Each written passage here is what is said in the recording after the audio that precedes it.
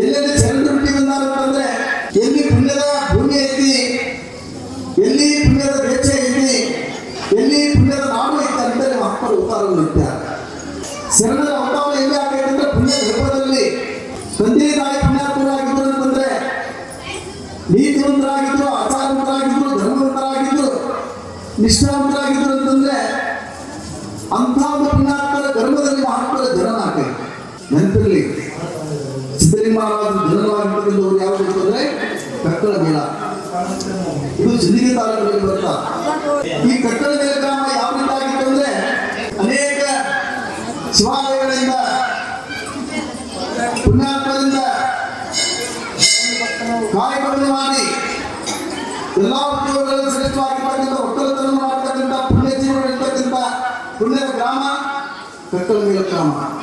ಆ ಕಕ್ಕಳ ಮೇಳ ಗ್ರಾಮದಲ್ಲಿ ವಿಶ್ವಕರ್ಮ ಜಾತ್ರೆಯಲ್ಲಿ ಅಂದ್ರೆ ಪಂಚಾಂಗಗಳು ಲಚ್ಚಪ್ಪ ಮತ್ತು ರಾಮಮ್ಮ ಅಂತಕ್ಕಂಥ ದಂಪತಿಗಳು ಇವರು ಯಾವ ರೀತಿಯಾಗಿ ಸಮಾಜದಲ್ಲಿ ಬದುಕಿದ್ರು ಅಭಿಷೇಕ ಬದುಕಿನ ನಿಶ್ಚಿತವಾಗಿ ಮದುವಾರಗಳಿಂದ ಹಣ ನಾಡಿದ ನಂತರ ನೇರವಾಗಿ ಮತ್ತೊಂದು ವಿಷಯ ಬರೋಣ.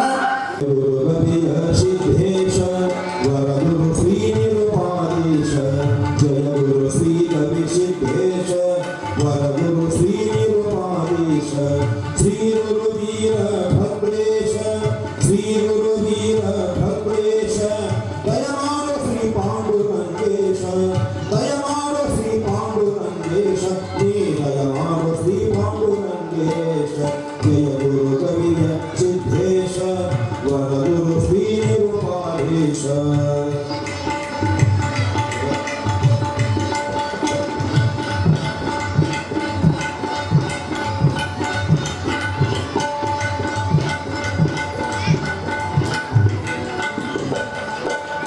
ನಿರ್ಣಯ ಪಾಠಕ್ಕೆ ಶರಣೆಂದು ಬಾಗುವೆವು ಕರುಣಾಸಿಂಧು. ನಿರ್ಣಯ ಪಾಠಕ್ಕೆ ಶರಣೆಂದು ನಿರ್ಣಯ ಪಾಠಕ್ಕೆ ಶರಣೆಂದು ಬಾಗುವೆವು ಕರುಣಾಸಿಂಧು. ನಿರ್ಣಯ ಪಾಠಕ್ಕೆ ಶರಣೆಂದು ಬಾಗುವೆವು ಕರುಣಾಸಿಂಧು. ಭಕ್ತಿಯ ಕರೆಗೆ ಓ ಎಂದು ಭಕ್ತಿಯ ಕರೆಗೆ ಓ ಎಂದು ಭಕ್ತಿಯ ಕರೆಗೆ ಓ ಎಂದು ಪಾರಯ್ಯ ದೀನರ ಬಂಧು ಪಾರಯ್ಯ ದೀನರ ಬಂಧು ನೀ ಪಾರಯ್ಯ ದೀನರ ಬಂಧು. ಜಯ ಗುರು ಕವಿಯ ಸಿದ್ದೇಶ ವರಗುರು ಶ್ರೀ ನಿರುಪಾಧೀಶ ಶ್ರೀ ಗುರು ವೀರ ಭದ್ರೇಶ ದಯಮಾಡ ಶ್ರೀ ಪಾಂಡುರಂಗೇಶ ದಯಮಾಡ ಶ್ರೀ ಪಾಂಡುರಂಗೇಶ.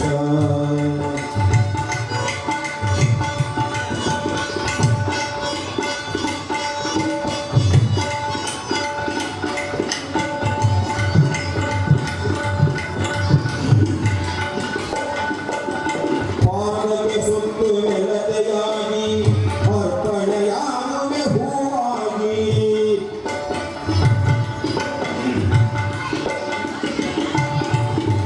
ಪಾದಕ್ಕೆ ಸುತ್ತು ಗೆಳತೆಯಾಗಿ ಪಾದಕ್ಕೆ ಸುತ್ತು ಗೆಳತೆಯಾಗಿ ಪಾದಕ್ಕೆ ಸುತ್ತು ಗೆಳತೆಯಾಗಿ ಅರ್ಪಣೆಯಾಗುವೆ ಹೂವಾಗಿ ಅರ್ಪಣೆಯಾಗುವೆ ಹೂವಾಗಿ. ನಲಿವೆ ಮನೆಯುವೆ ಹಣ್ಣಾಗಿ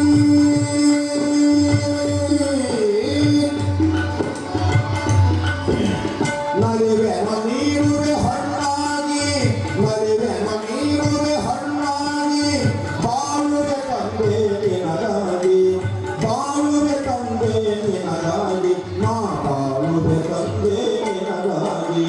ಜಯ ಗುರು ಕವಿಯ ಸಿದ್ದೇಶ ವರಗುರು ಶ್ರೀ ನಿರುಪಾದೇಶ ಜಯ ಗುರು ಕವಿಯ ಸಿದ್ದೇಶ ವರಗುರು ಶ್ರೀ ನಿರುಪಾದೇಶ ಶ್ರೀ ಗುರು ಬ್ರಹ್ಮ ವೀರ ಭದ್ರೇಶ ದಯಮಾಡ ಶ್ರೀ ಪಾಂಡುರಂಗೇಶ ದಯಮಾಡ ಶ್ರೀ ಪಾಂಡುರಂಗೇಶ. ನಾವು ನೀವೆಲ್ಲ ಸಂಸಾರವನ್ನು ತ್ಯಾಗ ಮಾಡಿ ಗುಡ್ಡದಲ್ಲಿ ಅಡವಿಯಲ್ಲಿ ವಾಸ ಮಾಡಿ ತಪಸ್ಸು ಮಾಡೋದು ಬೇಕಾಗಿಲ್ಲ. ಏನು ವಾಸಿ ಪಾಂಡವರಾದ ಜಾತ್ರಾ ನಿಮಿತ್ತವಾಗಿ ಲಚ್ಚಾಳ ಸಿದ್ದಲಿಂಗ ಮಹಾರಾಜ ಪುರಾಣ ಪ್ರಾರಂಭ ಮಾಡಿಕೊಂಡು 2 ತಾಸು ನೀವು ಮನಸ್ಸು ಗಟ್ಟಿ ಮಾಡಿ ಮನಸ್ಸು ಏನಿರೋದಾದ್ರೆ ಇವತ್ತು ಲಕ್ಷಾಣ ಸಿದ್ಧಲಿಂಗ ಮಹಾರಾಜ ಪುರಾಣದಲ್ಲಿ ಏನು ವಿಷಯ ಬರ್ತವೆ ಅದನ್ನು ಭಕ್ತಿಪೂರ್ವಕವಾಗಿ ಯೋಚನೆ ಮಾಡಿದ್ರೆ ಸಾಕು. ಅನೇಕ ವರ್ಷಗಳ ಪರ್ಯಂತ ತಪಸ್ಸು ಮಾಡತಕ್ಕಂಥ ಪುಣ್ಯ ನಿಮಗೆ ಪ್ರಾಪ್ತಿ ಆಗ್ತದೆ. ಲಕ್ಷಾಣ ಸಿದ್ಧಲಿಂಗ ಮಹಾರಾಜರ ಜನರವಾಗಿರ್ತಕ್ಕಂಥ ಗ್ರಾಮ ಕಕ್ಕಲಮೇಲ ಗ್ರಾಮ. ಆ ಕಕ್ಕಲಮೇಲ ಗ್ರಾಮದಲ್ಲಿ ವಿಶ್ವಕರ್ಮ ಜಾತಿಯಲ್ಲಿರ್ತಕ್ಕಂಥ ಲಚ್ಚಪ್ಪ ಮತ್ತು ನಾಗಮ್ಮ ಇವರ ಜೀವನ ಇವರ ಸಂಸಾರ ಯಾವ ರೀತಿಯಾಗಿತ್ತು. ಹಾಲಿನಲ್ಲಿ ಸಕ್ಕರೆ ಬೆಳೆಸಿದಂತೆ ಸತಿಪದಗಳಿಂದ ಹೊತ್ತು ಹಿತವಾಗಿ ಶಿವಗೆ ಎನ್ನುವಂತೆ ಸಂಸಾರದಲ್ಲಿ ಸುಖ ಅಂತಕ್ಕಂಥದ್ದು ಇರಬೇಕಾಗಿತ್ತಂದ್ರೆ ಗಂಡ ಹೆಂಡತಿದ್ರು ಒಬ್ಬರನ್ನೊಬ್ಬರು ಅರ್ಥ ಮಾಡಿಕೊಂಡು ನಡೆದ್ರೆ ಅದು ಸುಖದ ಸಾಗರ ಆಗಿರುತ್ತೆ. ಗಂಡ ಒತ್ತಟ್ಟಿಗೆ ಹೆಂಡತಿ ಒತ್ತಟ್ಟಿಗೆ ಒಬ್ಬರನ್ನೊಬ್ಬರು ಅರ್ಥ ಮಾಡಿಕೊಂಡು ನಡೆಯಲಿಲ್ಲ ಅಂತಂದ್ರೆ ಅದು ದುಃಖದ ಸಾಗರ ಆಗ್ತದೆ. ಹೀಗೆ ಕಕ್ಕಲಮೇಲ ಗ್ರಾಮದಲ್ಲಿ ಲಚ್ಚಪ್ಪ ಮತ್ತು ನಾಗಮ್ಮ ಇವರ ಜೀವನ ಯಾವ ರೀತಿಯಾಗಿತ್ತು ಅಂದ್ರೆ ನಿತ್ಯವೂ ಬೆಳಗಾವಿ ಮೇಲೆ ಇದ್ದು ಲಚ್ಚಪ್ಪ ತಮ್ಮ ಗ್ರಾಮದಲ್ಲಿರ್ತಕ್ಕಂಥ ನಂದೀಶ್ವರ ದೇವಸ್ಥಾನಕ್ಕೆ ಹೋಗಿ ಶಿರಾಗಿ 4 ಗಂಟೆಗೆ ಹೋಗಿ ಆ ದೇವಸ್ಥಾನದಲ್ಲಿರ್ತಕ್ಕಂಥ ಕಸಬನ್ನು ಸ್ವಚ್ಛ ಮಾಡಿ ಮನೆಗೆ ಒಂದು ಸ್ನಾನ ಮಾಡಿ ಆ ನಂದೀಶ್ವರನ ಪೂಜೆಯನ್ನು ಮಾಡ್ತಾ ಇದ್ದ. ಆತನ ಹೆಂಡತಿಯಾಗಿರ್ತಕ್ಕಂಥ ನಾಗಮ್ಮ ಆ ಗ್ರಾಮದ ಅಧಿದೇವತೆ ಆಗಿರ್ತಕ್ಕಂಥ ದ್ಯಾಮಾಂಬಿಕೆ ಪೂಜೆಯನ್ನು ಮಾಡ್ತಾ ಇದ್ದು. ಇವರಿಗೆ ಏನೆಲ್ಲವನ್ನು ಕೊಟ್ಟಿರ್ತಕ್ಕಂಥ ಭಗವಂತ ಇವರು ತಮ್ಮ ಕುಲಕಸವಾಗಿರ್ತಕ್ಕಂಥ ಬಡಗಿತನವನ್ನು ಮಾಡಿ ರೈತರಿಗೆ ಕುಂಟಿ ಕೂರಿಗೆ ರೆಡಿ ಮಾಡಿಕೊಟ್ಟು ಕೊಟ್ಟಿನಲ್ಲಿ ಒಕ್ಕಲಿಗರಿಗೆ ಬೇಕಾಗಿದ್ದ ಸಾಮಗ್ರಿಗಳನ್ನ ಲಚ್ಚಪ್ಪ ತಯಾರು ಮಾಡ್ತಾ ಇದ್ದ. ಆ ರೈತರು ಕೊಟ್ಟಿರ್ತಕ್ಕಂಥ ದವಸ ಧಾನ್ಯಗಳಿಂದ ಜೀವನ ಮಾಡ್ತಾ ಇದ್ರು. ಅವ್ರಿಗೇನು ಕಡಿಮೆ ಮಾಡಲಿಲ್ಲ ದೇವರು. ಎಲ್ಲಾ ರೀತಿಯಿಂದ ಸಕಲ ಸಂಪತ್ತನ್ನು ಕೊಟ್ಟಾನ. ಏನೆಲ್ಲ ಸಂಪತ್ತನ್ನು ಕೊಟ್ಟಿರ್ತಕ್ಕಂಥ ಭಗವಂತ ಅವರಿಗೊಂದನ್ನು ಕಡಿಮೆ ಮಾಡ. ಎಲ್ಲರೂ ಸರಿಯಾದ ರೀತಿಯಲ್ಲಿ ದೇವರು ಕೊಟ್ಟ ಅಂದ್ರೆ ಆ ದೇವರನ್ನು ನಾವು ಮುಟ್ಟು ಬಿಡ್ತೀವಿ. ದೇವರು ಏನಾದ್ರು ಕಡಿಮೆ ಇಟ್ಟಿದ್ದ ಅಂತಂದ್ರೆ ಆ ದೇವರ ನೆನಪು ನಮ್ಗೆ ಹಾಕಿ. ಮನುಷ್ಯರ ಮನಸ್ಸು ಹೆಂಗಿರ್ತೈತೆ ಅಂದ್ರೆ ಏನಾದ್ರೂ ಕೊರತೆ ಆದಾಗ ದೇವರು ನೆನಪಾಗ್ತಾನೆ. ಈಗ ಏನೆಲ್ಲವನ್ನು ಕೊಟ್ಟಿರ್ತಕ್ಕಂಥ ಭಗವಂತ ಅವರಿಗೊಂದನ್ನು ಕಡಿಮೆ ಮಾಡಿದ. ಏನೇನೇ ಕಡಿಮೆ ಮಾಡಿದ್ದ ಮಕ್ಕಳ ಭಕ್ತಿಯನ್ನು ಕೊಟ್ಟಿರಲಿಲ್ಲ. ಅವರು ನಮಗೆ ಮಕ್ಕಳಾಗಿಲ್ಲ ಅಂತ ಕೂಡ ಚಿಂತನೆ ಮಾಡಿಲ್ಲ. ಆದ್ರೆ ಸಮಾಜದಲ್ಲಿ ಏನಯ್ಯವ ಇದಕ್ಕೆ ಮದುವಾಗಿ ಇಷ್ಟು ವರ್ಷ ಆಯ್ತು, ಇದಕ್ಕೆ ಮಕ್ಕಳಾಗಿಲ್ಲ, ಇದು ಗಟ್ಟಿ ಗಂಜಿ ಹೀಗೆ ಓಡಿರ್ತಕ್ಕ ಹೆಣ್ಮಕ್ಳು ನಾಗಮ್ಮನನ್ನ ನಿಂದೆ ಮಾಡ್ತಾ ಇದ್ದಾರೆ. ನಾಗಮ್ಮ ಪ್ರತಿದೇವರಾಗಿರ್ತಕ್ಕಂಥ ಲಚ್ಚಪ್ಪ ಅಂತ ಹೇಳ್ತಾರ. ಏನ್ರಿ ಉಣ್ಯಾಕ ಬಂದಿಂಗ್ ಅಂತಾರ. ನಾನು ಓಣಿಯಲ್ಲಿ ಬರುವಾಗ ಆಡ್ಕೊಂತಾರ. ಇದಕ್ಕೆ ಮಕ್ಕಳಾಗಿಲ್ಲ, ಇದು ಗಟ್ಟಿ ಗಂಜಿ ಅಂತೇಳಿ ನಿಂದೆ ಮಾಡ್ತಾರ. ನಾನು ಬೆಳಗಾವಿಯಲ್ಲಿ ಜಮ್ಮಗುಡಿಗೆ ಸೇವಾ ಮಾಡಕ್ಕೆ ಹೋದ್ರೆ ಇದಕ್ಕೆ ಮಕ್ಕಳಾಗಿಲ್ಲ ಅಂತೇಳಿ ದೇವ್ರ ಗುಡಿಗೆ ಹೋಗೈತಿ. ಎಷ್ಟು ವರ್ಷ ಹೋದ್ರೆ ಮಕ್ಕಳಾಗಿಲ್ಲ ಅಂತೇಳಿ ದೇವರಿಗೆ ಜನ ಈಗ ನಿಂದೆ ಮಾಡ್ತಾರ. ಈಗ ಪ್ರತಿದೇವ ಅಂತೇಳಿ ನಾಳೆ ಲಚ್ಚಪ್ಪ ಅಂತಾನ. ನಾವು ಜನರ ಮೆಚ್ಚುವಂತ ಒಂದು ಜೀವನ ಮಾಡಬೇಕಾಗಿಲ್ಲ, ಭಗವಂತನ ಮೆಚ್ಚುವಂತ ಜೀವನ ಮಾಡಬೇಕಾಗಿದೆ. ಯಾರು ಮಾಡಿದ್ರು ನಮ್ಗೆ ಎದುರು ನಮ್ಮ ಸೇವೆ ನಾವು ಮಾಡೋದು ನಾವು ಬಿಡಬಾರ್ದು. ನಿಂದೆ ಆಡೋದು ಜಗತ್ತಿನಲ್ಲಿ ಬಹಳಷ್ಟು ಜನ ಅದ. ಯಾವ ಚರಣನ್ನು ಬಿಟ್ಟಿಲ್ಲ, ಮಹಾತ್ಮರನ್ನು ಬಿಟ್ಟಿಲ್ಲ, ಎಲ್ಲರನ್ನೂ ನಿಂದೆ ಆಡ್ಯಾರ. ಹೇಳವರು ನಿಂದಿಸಿದವರನ್ನ ತಂದೆ ತಾಯಿಯಂತೆ ಯಾರು ನಮ್ಮನ್ನು ನಿಂದೆ ಮಾಡ್ತಾರಂದ್ರೆ ಅವರು ನಮ್ಮ ತಂದೆ ತಾಯಿ ತಿಳ್ಕೊ. ಬೈದವರನ್ನ ಬಂಧುಗಳಂತೆ ಯಾರು ಬೈತಾರೆ ನಮ್ಮ ಬಂಧುಗಳಂತ ತಿಳ್ಕೊ. ಯಾರಾದ್ರೂ ನಮಗೆ ಬೆಳಕನ್ನು ಬಯಸ್ತಾರಂದ್ರೆ ದೇವರಿಗೆ ಒಳ್ಳೆ ಮನುಷ್ಯರ ಕೊಡಲಿ ಅಂತೇಳಿ ನೀನು ಅನ್ನಬೇಕು. ನಮಗೆ ವಿಷಯ ಇಟ್ಟವರನ್ನ ಸಾಕ್ಷಾತ್ ಸಂಗಮನಾಥನಲ್ಲಿ ಅಂತೇಳಿ ಬಸವಣ್ಣಂತ ಆ ಬಸವಣ್ಣ ಮಾಡ್ತೀಯಂತೆ ಯಾರು ಮಾಡ್ತೀನಿ ಕಿವಿ ಕೊಡಬೇಡ. ಶಿವನ ಇಚ್ಛೆಯಿಂದಾಗಲಿ ಆ ನಂದೀಶ ಮಾಡದಂತೆ ಅವನು ನುಡಿಸಿದಂತೆ ಅವನು ನಡಿಬೇಕಾಗಿ ಅವನಪ್ಪ ಸ್ವತಂತ್ರವಾಗಿ ನಾವುಗಳೆಲ್ಲ ಪಾತ್ರಧಾರಿಗಳು. ಈಗ ಹೆಂಡತಿ ಬುದ್ಧಿ ಮಾತನ್ನು ಹೇಳ್ತಾ ಇದ್ದಾನೆ. ಆ ತಾಯಿ ನಾಗಮ್ಮ ಎಂಥ ನಿಷ್ಠಾವಂತೆ. ಬೆಳಗಾವಿಯಲ್ಲಿದ್ದು ಹಾಸಿಗೆ ಬೇಕಾದ್ರೆ ಗಂಡನ ಪಾದಕ್ಕೆ ನಮಸ್ಕಾರ ಮಾಡಿ ಗಂಡನೇ ಬಂದಿದ್ದು ಗಂಡ ಆತ್ಮೀಯತೆ ಗೊತ್ತಾಯಿತು. ಈ ರೀತಿಯಾಗಿ ಜೀವನ ಮಾಡುವ ಕಾಲಕ್ಕೆ ಮುಂದಿನ ದಿವಸ ಲಚ್ಚಪ್ಪ ಬೆಳಗಾವಿಯಲ್ಲಿದ್ದು ಆ ನಂದೀಶ್ವರನ ದೇವಸ್ಥಾನಕ್ಕೆ ಕಸಗುಡಿಸಿ ಹೋಗ್ಬೇಕಂತ ಹೊಂಟಾನ. ಆ ನಂದೀಶ ಭಕ್ತಿ ಪ್ರಕ್ಷಣ ಅಂತ ಇನ್ನೇನು ಲಚ್ಚಪ್ಪ ದೇವಸ್ಥಾನಕ್ಕೆ ಬಂದು ತಮ್ಮೂರ ನಂದೀಶ್ವರ ದೇವಸ್ಥಾನಕ್ಕೆ ಬಂದು ಪ್ರತಿನಿತ್ಯ ಸೇವಾ ಮಾಡ್ತಿದ್ದ. ಹಂಗೆ ಸೇವಾ ಮಾಡಕ್ಕೆ ಬಂದಿರೋ ಸಂದರ್ಭದಲ್ಲಿ ಆ ಗುಡಿಯ ಭಾಗದಲ್ಲಿ ದ್ವಾರ ಭಾಗದಲ್ಲಿ ಒಂದು ಕರಿನಾಗ ಸರ್ಪ ಇರುತ್ತೆ. ನೋಡ್ತಾ ಲಚ್ಚಪ್ಪ ಹೋಗ್ಲಿಕ್ಕೆ ದಾರಿ ಇಲ್ಲ. ದ್ವಾರ ಭಾಗದಲ್ಲಿ ಹಾವು ಮಲಗ್ಯಾದ. ಅಲ್ಲಿ ನಿಂತುಕೊಂಡು ದೇವರ ನಾಮಸ್ಮರಣೆ ಮಾಡ್ತಾನೆ, ನಂದೀಶ್ವರ ಸ್ತೋತ್ರ ಮಾಡ್ತಾನೆ. ಆದ್ರೆ ಹಾವು ಉಸಿರಾಡೋದಿಲ್ಲ. ಆದ್ರೆ ಸೇವಾ ಮಾಡಕ್ಕೆ ಹೋಗೋದ್ರ ಕಡೆ ಬರಂಗಿಲ್ಲ. ಲಕ್ಷಪ್ಪ ಮನಸ್ಸು ಗಟ್ಟಿಯಾಗಿ ಒಳಗೋಗಬೇಕಾಗಿಲ್ಲ. ಕೊನೆಗೆ ಲಕ್ಷಪ್ಪ ನಿರ್ಧಾರ ಮಾಡ್ತಾನೆ, ಇವತ್ತು ನಂದೀಶನ ಸೇವಾ ಮಾಡಿದ್ರೆ ನಿಲ್ಲುತ್ತದ. ಏನೇ ಆಗಲಿ ಹಾವು ನನ್ನ ಕಚ್ಚಿದ ಪರವಾಗಿಲ್ಲ, ನಾನು ಹೋಗಲೇಬೇಕಂತ ತಿಳ್ಕೊಂಡು ಹಾವನ್ನ ದಾಟಿ ಹೋಗ್ಬೇಕಾದ್ರೆ ಹಾವು ಎಡೆ ತಿನ್ನಿದಿರ್ತಾರ, ಬಸ್ಸು ಕೊಡ್ತಾರ, ಇದ್ರ ಒಳಗೆ ಬರ್ಕೊಡೋದು. ಲಕ್ಷಪ್ಪಂದ ನಾನು ನಂದೀಶ್ವರ ಸೇವೆಗಾಗಿರ್ತೀನಿ ಬಾ, ನಾನು ಗಟ್ಟಿ ಮಾಡಬೇಡ. ನಿನಗೇನಾದ್ರೂ ಕಚ್ಚಬೇಕಂತ ಮನಸ್ಸಾಗಿದ್ದರೆ ಕಚ್ಚಬೇಡು. ನಾನು ದೇವರ ಸೇವೆ ಮಾಡೋದಲ್ಲಿ ಸತ್ತು ಹೋಗ್ಯಾನ, ಇಲ್ಲೇ ಸತ್ತು ಪರವಾಗಿಲ್ಲ, ನಾನು ಹೋಗಲೇಬೇಕಂತೇಳಿ ಕಣ್ಣು ಹಂಚಿಕೊಂಡು ಆ ನಾಗಭೂಷಣ ಧ್ಯಾನ ಮಾಡ್ತಾನ, ನಂದೀಶ್ವರ ಸ್ತೋತ್ರ ಮಾಡ್ತಾನ. ಒಂದು 10 ನಿಮಿಷ ಸ್ತೋತ್ರ ಮಾಡಿ ಕಣ್ಣು ಮುಚ್ಚಿಕೊಂಡು ತೆಗೆದೊಳಗಾಗಿ ಅಲ್ಲಿರ್ತಕ್ಕಂಥ ನಾಗರ ಹಾವು ಮಾಯವಾಗಿ ನಿಲ್ಲುತ್ತೆ. ಅನ್ಕೊಂತಾನ ಮನುಷ್ಯ, ಈತ ಬೇರೆ ಯಾವಲ್ಲ ನಂದೀಶ್ವರನ ಪ್ರತ್ಯಕ್ಷ ಮಾಡಲಿಕ್ಕೆ ಬಂದಾನ. ಒಳಗೆ ಹೋಗಿ ಆ ಗುಡಿಯನ್ನು ಸ್ವಚ್ಛ ಮಾಡಿ ಮನೆಗೆ ಒಂದು ಸ್ನಾನ ಮಾಡಿ ಆ ನಂದೀಶ್ವರ ಪೂಜೆಯನ್ನು ಮಾಡಿ ಕೈ ಮುಗಿದ ಮುಂದೆ ಕುಳಿತಿರೋ ಸಂದರ್ಭದಲ್ಲಿ ಆ ಗುಡಿಯನ್ನು ಒಂದು ಮಾಡಿ ಹಾಕ್ತೇನೆ. ಲಜ್ಜಪ್ಪ, ಭಕ್ತಿಗೆ ನಾನು ಮೆಚ್ಚಿದ್ದೇನೆ. ಏನು ನಿಮ್ಮ ಚಿಂತೆ ಐತಲ್ಲ, ನಿನ್ನ ಹೆಂಡತಿ ಮನಸ್ಸಿನಲ್ಲಿ ಏನು ಚಿಂತೆ ಐತಲ್ಲ, ಆ ಚಿಂತೆ ಇನ್ನೇ ಸ್ವಲ್ಪ ದಿನದಲ್ಲಿ ದೂರ ಹಾಕಿ. ನಿನ್ನ ಹೆಂಡತಿ ಗರ್ಭದಲ್ಲಿ ನಾನೇ ಅವತಾರವನ್ನು ತೆಗೆದುತ್ತೀನಿ, ಜಗತ್ತಿನ ಕಲ್ಯಾಣಕ್ಕಾಗಿ ನಾನೇ ಅವತಾರವನ್ನು ತೆಗೆದುತ್ತೀನಿ. ಆ ಪುಣ್ಯದ ಕಾಲ ಬಹಳ ದೂರ ಇಲ್ಲ, ಸ್ವಲ್ಪ ದಿನದಲ್ಲಿ ಲಭಿಸ್ತದ. ಹಿಂಗ ಶಬ್ದ ಹಾಕಿ ಕಣ್ಣು ತೆಗೆದು ನೋಡ್ತಾನ, ಯಾರು ಮಾತಾಡಿದವರು? ಗರ್ಭಗುಡಿಯಲ್ಲಿ ಶೋಧ ಮಾಡ್ತಾನ, ಎಲ್ಲ ಕಡೆ ನೋಡ್ತಾನ, ಯಾರು ಕಾಣಿಸೋದಿಲ್ಲ. ಮತ್ತೆ ಕಣ್ಣು ಅಪ್ಪ ಯಾರು ನೀವು ಮಾತಾಡಿದ್ದು? ಆ ಗರ್ಭಗುಡಿಯಲ್ಲಿ ನಂದೀಶ ಮಾತಾಡ್ತಾನೆ, ನಾನು ಬೇರೆ ಯಾರಲ್ಲ, ನಂದೀಶನೇ. ನಿನ್ನಲ್ಲಿ ಅಚ್ಚರವಾದ ಭಕ್ತಿಗೆ ನಾನು ಮೆಚ್ಚಿ ಬಂದೀನಿ, ಹಾಗಾದ್ರೆ ನೀನು ನನಗೆ ದರ್ಶನ ಕೊಡು. ಲಕ್ಷಪ್ಪ ಅಂತಾನ, ಹಾಗೆ ಮಾತನಾಡಬೇಡ, ನನಗೆ ದರ್ಶನ ಕೊಡು ಅಂದಾಗ ಒಳಗಿರ್ಬೇಕು ನಂದೀಶನು ಕಲಿಸಲೇ ಎದ್ದು ನಿಲ್ತಾನೆ. ಆ ನಂದೀಶನ ಎದ್ದು ನಿಂತುಕೊಂಡು ನಾನೇ ನಿನ್ನ ಸಂಘ ಮಾತನಾಡಿದ್ದು ಅಂತೇಳಿ ಆ ನಂದೀಶ ಮಾತಾಡ್ತಾನ. ಧನ್ಯನಾದ ತಂದೆ, ನಾನು ಇಷ್ಟು ದಿವಸ ಸೇವೆ ಮಾಡಿ ನನ್ನ ಜೀವನ ಸಾರ್ಥಕ ಆಯ್ತು, ನಿನ್ನ ಆಶೀರ್ವಾದ ಇದ್ದಂತಾಗಲಿ ಅಂತೇಳಿ ನಮಸ್ಕಾರ ಮಾಡಿ ಮನೆಗೆ ಬಂದು ಹೆಂಡತಿ ಮುಂದೆ ಇರ್ತಾರ. ಇವತ್ತು ನಂದೀಶನ ಕೂಡ ಮಾತಾಡಿದ ಹೇಳ್ತಿ ಅಂತಾಳ ನಾಗಮ್ಮ, ಹೆಂಗ್ರಿ ಕಲಸರಿಂದ ಮಾತಾಡ್ತಾ ಇಲ್ಲ, ನಾನು ಸುಳ್ಳು ಹೇಳುವುದಿಲ್ಲ, ಪ್ರತ್ಯಕ್ಷವಾಗಿ ನನಗೆ ನನ್ನ ಸಂಘ ನಂದೀಶನ ಮಾತಾಡ. ಇಷ್ಟು ಹೇಳಿದ ನಂತರ ಒಂದು ರಾತ್ರಿ ಗಂಡ ಹೆಂಡತಿ ಊಟ ಮಾಡಿ ಮಲಗಿರೋ ಸಂದರ್ಭದಲ್ಲಿ ಆ ತಾಯಿ ನಾಗಮ್ಮನಿಗೆ ರಾತ್ರಿ ಒಂದು ಕನಸು ಬಿಡ್ತಾರೆ. ಆ ಕನಸಿನಲ್ಲಿ ಯಾರು ಬರ್ತಾರಂತಂದ್ರೆ ತಮ್ಮ ಗ್ರಾಮ ದೇವತೆ ಆಗಿರ್ತಕ್ಕಂಥ ಗ್ರಾಮಾಂಬಿ ದೇವಿಯನ್ನ ನಿತ್ಯವತಾನ ಸ್ತೋತ್ರ ಮಾಡ್ತಾ ಇದ್ದು ಆ ದೇವಿನೇ ಕನಸಿನಲ್ಲಿ ಬರ್ತಾರೆ. ಆ ದೇವಿನ ಬಂದು ಆ ನಾಗಮ್ಮನಿಗೆ ಉಡಿಯನ್ನು ತುಂಬಿ 5 ಉತ್ತತ್ತಿಯನ್ನ 5 ಬಾಳೆಹಣ್ಣನ್ನು ಉಡಿ ತುಂಬಿ ನಿನ್ನ ಗಂಡನಿಗೆ ನಂದೀಶನ ಅಪ್ಪಣೆ ಮಾಡಿದವ, ನಿನ್ನ ಗರ್ಭದಲ್ಲಿ ಪುಣ್ಯ ಪುರುಷನು ಅವತಾರವನ್ನು ಬರ್ತಾನ. ಈಗ ಆ ತಾಯಿ ಕನಸಿನಲ್ಲಿ ಉಡಿಯನ್ನು ತುಂಬಿ ಹೋಗ್ತಾಳೆ.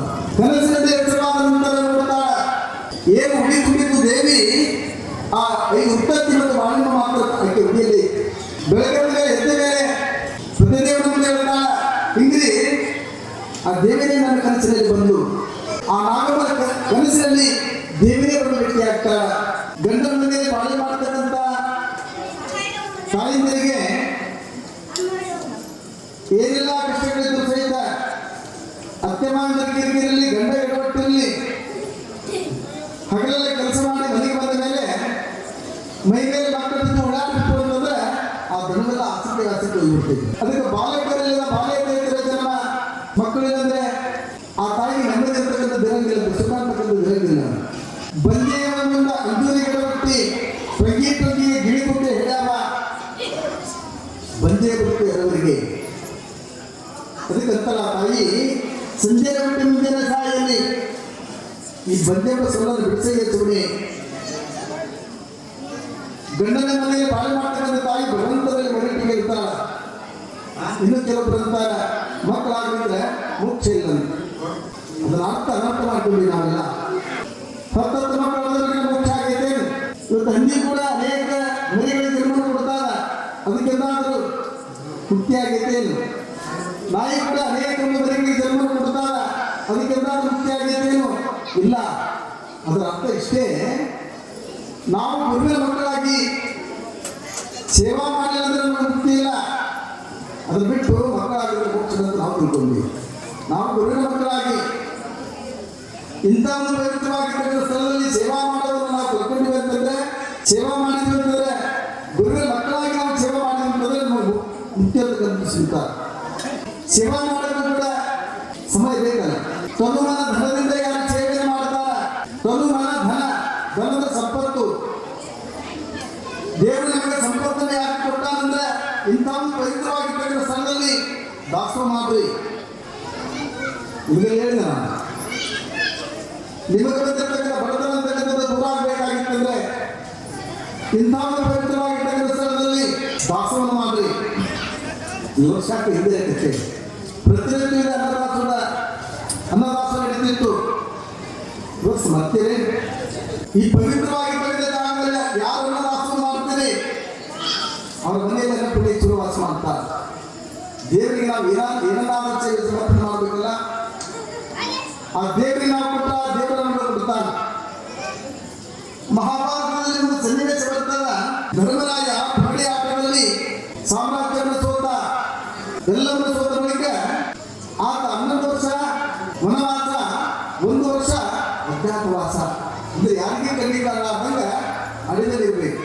ಅಂತ ಒಂದು ಸಂದರ್ಭದಲ್ಲಿ ದುರ್ಯೋಧನ ತನ್ನ ಆಸ್ಥಾನಕ್ಕೆ ಬಂದಿರ್ತಕ್ಕಂಥ ದುರ್ವಾಸನಿಗಳಿಗೆ ಪಾದಪೂಜೆಯನ್ನು ಮಾಡಿ ಕಾಣಿಕೆಯನ್ನು ಸಲ್ಲಿಸಿ ಆ ದುರ್ವಾಸನಿಗಳನ್ನು ಕೇಳ್ತಾನೆ, ಗುರುಗಳೇ ನನ್ನದನ್ನು ಮಾತನ್ನು ಇರಿಸಿಕೊಡ್ಬೇಕೆಂದಾಗ, ಆಗಪ್ಪ ಏನ್ ಕೇಳಿದಾಗ ದುರ್ಯೋಧನ ಅಂತ ದುರ್ವಾಸನಿಗಳಿಗೆ ಅಡವಿಯಲ್ಲಿ ಏನು ವಾಸ ಮಾಡಿದ ನಮ್ಮ ವೈದಿಕರು ಪಾಂಡವರು ಅವರ ಹತ್ರ ಇನ್ನು ಸಾವಿರಾರು ಜನ ಶಿಷ್ಯರನ್ನು ಕರೆದುಕೊಂಡು ಏಕಕಾಲಕ್ಕೆ ಎಲ್ಲರಿಗೂ ಪ್ರಸಾದ ಕೊಡಬೇಕು, ಊಟ ಕೊಡಬೇಕು ಅಂತ ಶಾಸ್ತ್ರ ಕೊಡ್ತಾರೆ ಅಂತೇಳಿ ಅವರಿಗೆ ಅನಬೇಕು ಎಂದಾಗ ದುರ್ವಾಸನಿಗಳು ಅಂತ ಅಡವಿಯಲ್ಲಿ ಇಟ್ಕೊಂಡಿರ್ತಕ್ಕಂಥ ಪಾಂಡವರಿಗೆ ಏನು ಕೊಡಬೇಕು ಮಾತು ಕೊಟ್ಟ ಬಿಡುಗಡಿಲ್ಲ.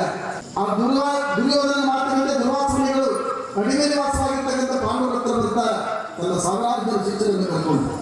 ಆಶ್ರಮಕ್ಕೆ ಬಂದಿರತಕ್ಕಂಥ ಆ ಋಷಿಗಳಿಗೆ ನಮಸ್ಕಾರವನ್ನು ಮಾಡಿ ದುರ್ವಾಸನಿಗಳಂತ, ಧರ್ಮರಾಯ ನನಗೆ ಬಹಳ ಇಷ್ಟವಾಗಿ ಆ ಋಷಿಗಳಿಗೆ ನಮ್ಮೆಲ್ಲರೂ ಊಟವನ್ನು ಮಾಡಿಸಬೇಕು, ಪ್ರಸಾದ ಕೊಡಬೇಕು ಅಂದಾಗ ಅರಣ್ಯದಲ್ಲಿ ಗೆಡ್ಡೆ ಗೆಣಸುಗಳನ್ನು ಬದುಕುವಂತ ಪಾಂಡವರು ಎಲ್ಲಿಂದ ಅವರಿಗೆ ಊಟ ಮಾಡಿಸುವೆ? ನೀವೇನಾದ್ರೂ ನಮ್ಗೆ ಊಟ ಕೊಡಲಿಲ್ಲ ಅಂತಂದ್ರೆ ನಾನು ನಿಮಗೆ ಶಾಪವನ್ನು ಕೊಟ್ಟು ಹೋಗ್ತೀನಿ ಅಂತ ದುರ್ವಾಸನಿಗಳು. ಧರ್ಮರಾಯನಿಗೆ ದಿಕ್ಕೆ ತೋರುತ್ತಿಲ್ಲ. ಆಶ್ರಮದ ಒಳಗೆ ಬಂದು ದ್ರೌಪದಿ ಅಂತಾರ, ಏನ್ ಮಾಡಬೇಕು? ಕೃಷ್ಣ ಪರಮಾತ್ಮನ ಕುರಿತು ಸ್ತೋತ್ರ ಮಾಡ್ತಾರೆ. ಕೃಷ್ಣ ಪರಮಾತ್ಮ ಇವರೆಲ್ಲರಿಗೂ ಪ್ರಸಾದ ಮಾಡಿಸುವಂತ ಒಂದು ವ್ಯವಸ್ಥೆಯನ್ನು ನೀವು ಮಾಡಬೇಕಂತ ಬೇಡಿಕೊಂಡಾಗ ಕೃಷ್ಣ ಪರಮಾತ್ಮ ಪ್ರತ್ಯಕ್ಷನಾಗ್ತಾನೆ. ನೋಡವ, ನೀನೇನಾದ್ರೂ ಒಂದಿಷ್ಟು ಪ್ರಸಾದವನ್ನು ನೀವು ಕೊಟ್ಟಿ ಅಂದ್ರೆ ನಾನು ನಿಮಗೆ ಕೊಡ್ತೀನಿ. ಯಪ್ಪ ಏನಿಲ್ಲ, ಒಂದು ಅಗಳನ್ನವನ್ನಾದ್ರೂ ಕೂಡ ನೀನು ಕೊಡ್ಬೇಕು ನಮಗ. ಒಂದು ಅಗಳನ್ನವನ್ನಾದ್ರೂ ಕೊಟ್ಟಿ ಅಂತಂದ್ರೆ ಇವರೆಲ್ಲರಿಗೂ ಪ್ರಸಾದನ ಕೊಡ್ತಕ್ಕಂಥ ಅಕ್ಷಯ ಪಾತ್ರಗಳಿಗೆ ಆಶೀರ್ವಾದ ಮಾಡ್ತೀನಿ ಅಂತ ಹುಡುಕಾಡ್ತ ಒಂದು ಅಗಳನ್ನ ಸಿಗ್ತೈತಿ.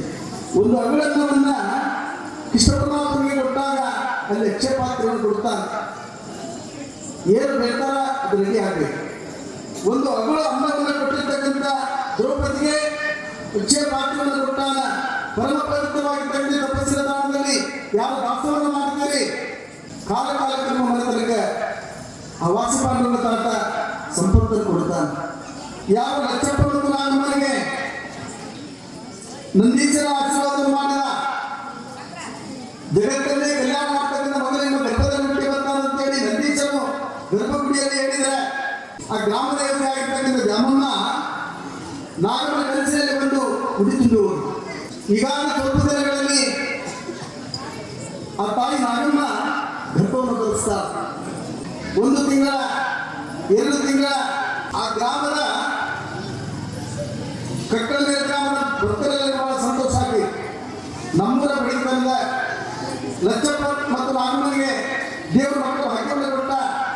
ಎಲ್ಲರೂ ಕೂಡಿಕೊಂಡು ಆ ನಾಗಮ್ಮ ತವರು ಮನೆಯವರು ಕಟ್ಟಲೆ